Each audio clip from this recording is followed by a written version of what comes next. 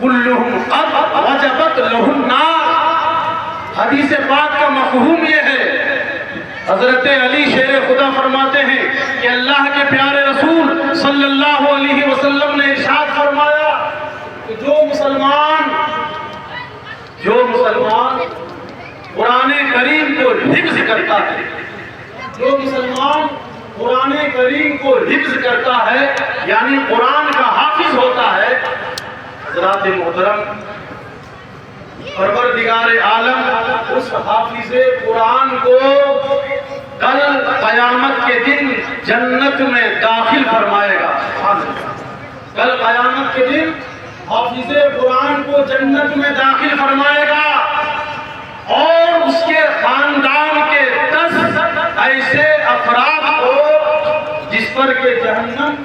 واجب ہو چکی ہوگی، اس حافظ قرآن کی شفاعت سے جنت میں داخل فرمائے گا۔ اس حافظ قرآن کی شفاعت سے رب قدیر اس کے خاندان کے 10 ایسے شخص کو جہنم سے آزاد فرما کر جنت میں داخل فرمائے گا جس پر جہنم واجب ہو چکی ہے۔ یہ حافظ قرآن کا مقام ہے۔ اور حضرات محترم، حافظ قرآن کے بارے میں حضرت ابو ہریرہ رضی اللہ تعالیٰ عنہ فرماتے ہیں، حدیث پاک کا مفہوم ہے، حضرت ابو ہریرہ فرماتے ہیں کہ بروز قیامت جب صاحب قرآن آئے گا یعنی قرآن کا حافظ آئے گا، قیامت کے دن جب قرآن کا حافظ آئے گا، صاحب قرآن آئے گا تو قرآن عرض کرے گا رب قدیر کی بارگاہ میں، پروردگار تو اسے جنتی جوڑوں میں سے جوڑا عطا فرما۔ سبحان اللہ۔ قرآن کی سفارش پر قرآن سفارش کرے گا، اے پروردگار تو اسے جوڑا عطا فرما، تو رب قدیر اس حافظ قرآن کو عزت کا تاج عطا فرمائے گا، عزت کا تاج عطا فرمائے گا۔ پھر قرآن عرض کرے گا پروردگار اور عطا کر، تو رب قدیر قرآن کی سفارش پر اس حافظ قرآن کو، کون حافظ قرآن جو باعمل رہا ہو دنیا میں، وہ حافظ قرآن جو احکام قرآن کے مطابق زندگی گزار کے اس دنیا سے گیا ہو،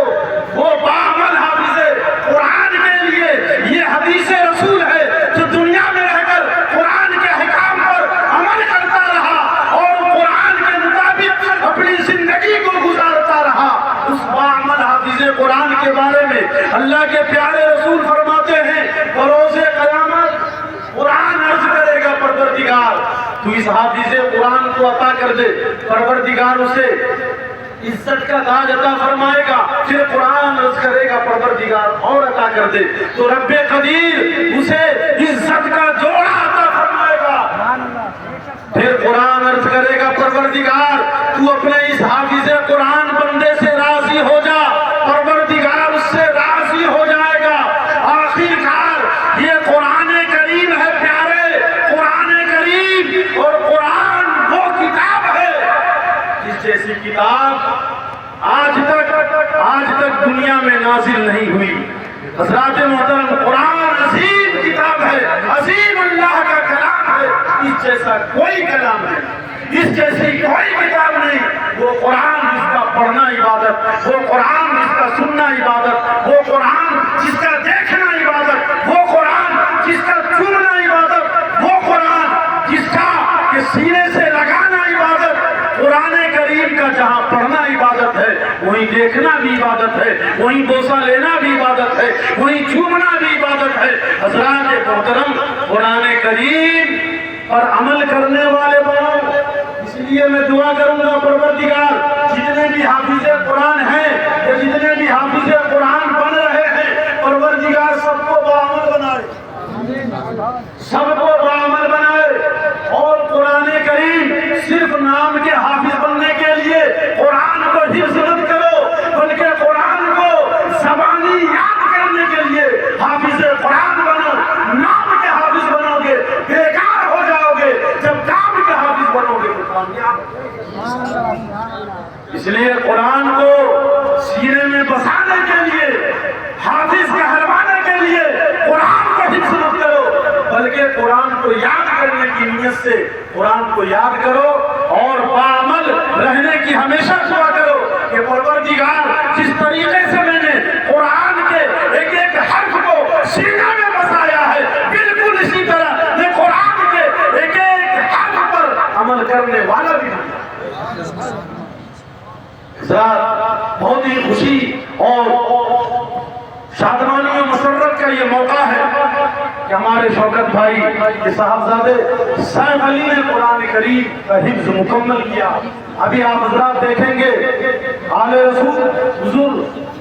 وقار عالم صاحب قبلہ کے مبارک ہاتھوں سے ان کے سر پہ تاج رکھا جائے گا۔ حضرات وہ روح پرور منظر جسے دیکھنے کے بعد ہر ایک مسلمان کے دلوں میں یہ جذبہ ایمانی پیدا ہوتا ہے جب کسی حافظ قرآن کے سر پر تاج رکھا جاتا ہے، جب اس کی دستار ہوتی ہے تو ہر ایک سنی مسلمان کے دل میں، نبی کے غلاموں کے دل میں یہ مسرت جاگتی ہے، یہ اس کے دل کے اندر ایک جذبہ بیدار ہوتا ہے کہ ایک آج کے ہمارا بچہ بھی حافظ قرآن ہوتا ہے۔ آج فاطمہ الزہرا کے لال کے مبارک ہاتھوں سے ایک آج کے ہمارے بچے کے سر پہ بھی حفظ قرآن کا وہ دستار رکھا جاتا، ایک آج کے میرے بچے کے سر پہ بھی دستار بندی کا وہ روح پرور منظر ہماری نگاہوں کے سامنے ہوتا، ایک آج کے ہم بھی اپنے بچے کو حافظ قرآن بنتا ہوا دیکھتے۔ مبارک بات کے لائق ہیں وہ ماں باپ جن کے بچے قرآن کے حافظ ہیں۔ اللہ رب العزت اپنے پیارے محبوب پاک صلی اللہ تعالی علیہ وسلم کے صدقے ہم تمامی مسلمانوں کے دلوں میں یہ شوق پیدا کرے کہ ہم بھی اپنے بچوں کو حافظ قرآن بنائیں۔ اگر اللہ نے آپ کو 2 بیٹے 3 بیٹے دیے ہیں، نصیب سے اگر آپ کو 4-5 بیٹے ملے ہیں، میں آج بزم رسول سے آپ کو ایک پیغام دینا چاہتا ہوں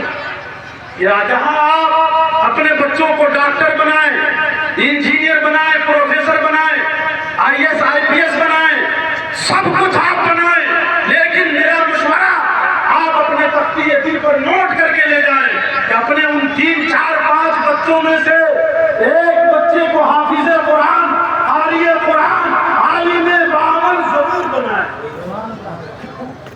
سب کو انجینئر ڈاکٹر بنائیں گے۔ ابھی حضرت فرما رہے تھے جب ماں کا باپ کا انتقال ہو جاتا ہے وہی بچہ باپ کے سرہانے، ماں کے سرہانے نظر آتا ہے جو قرآن کا حافظ ہوتا ہے،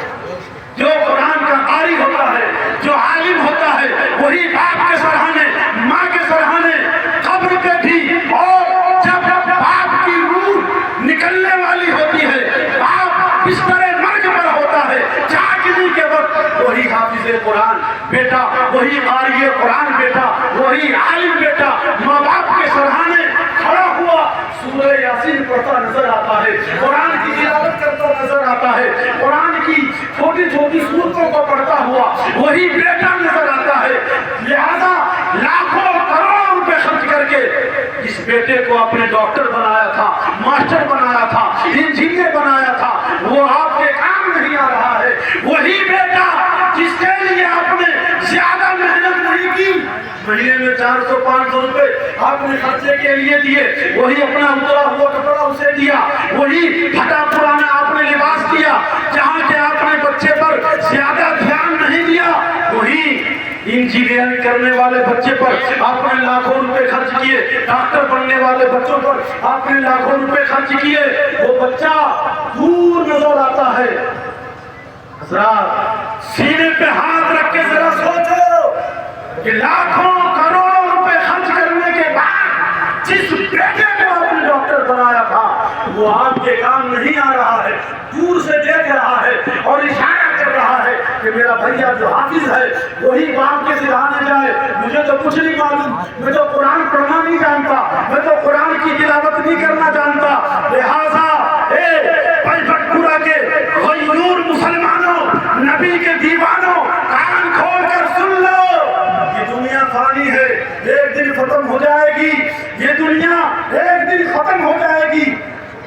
دنیا میں آئے ہیں، ایک دن ہمیں بھی مرنا ہے، اس دنیا سے جانا ہے، لہذا دنیا کو سب کچھ سمجھنے والوں آخرت کی بھی فکریں کرو، آخرت کی تیاری کرو، اور اگر آپ کو اللہ نے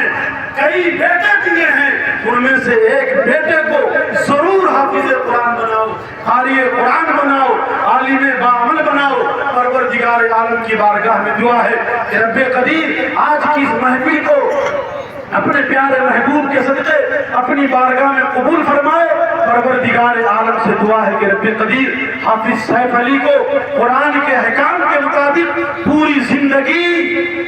عمل کرنے کی توفیق عطا فرمائے، اور والدین کی بے لوث خدمتیں کرنے کی توفیق عطا فرمائے۔ پروردگار عالم سے دعا ہے کہ رب قدیر